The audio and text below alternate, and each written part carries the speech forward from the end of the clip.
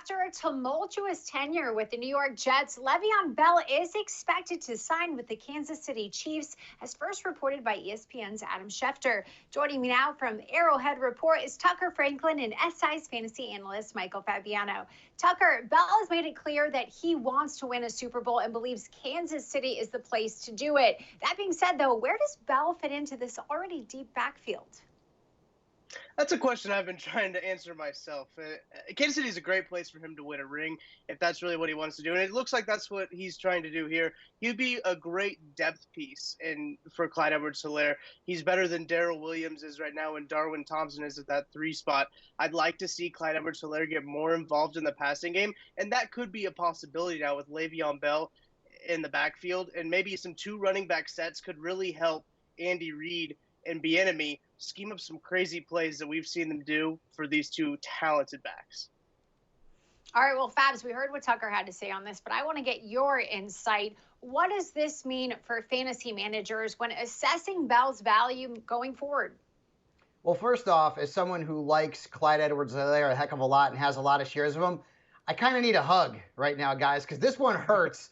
This is going to end up being a backfield committee. Now, the rookie is probably going to lead this committee, but listen to the numbers. Right now, he's 12th in fantasy points among running backs. He's averaging 20 touches a game. That's going to change. He has also put up 61% of the snaps out of that backfield. That's going to decline as well. Darrell Williams didn't put a big dent into his touches or his snaps.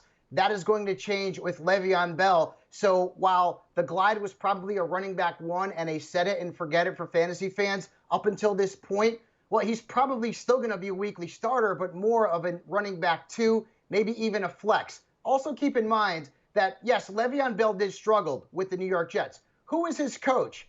Adam Gase. And other players like Kenyon Drake, for example, and Ryan Tannehill, and more recently Robbie Anderson, when they got away from Adam Gase, they thrived. And Kansas City is a place that is very running back friendly under Andy Reid and that offense. So does Clyde Edwards-Helaire become unstartable? Of course not. You're still going to play him, but his ceiling has taken a massive hit. As for Le'Veon Bell, I feel like he's going to have some flex starter value in that offense moving forward. They could utilize him as a wide receiver. He's very talented.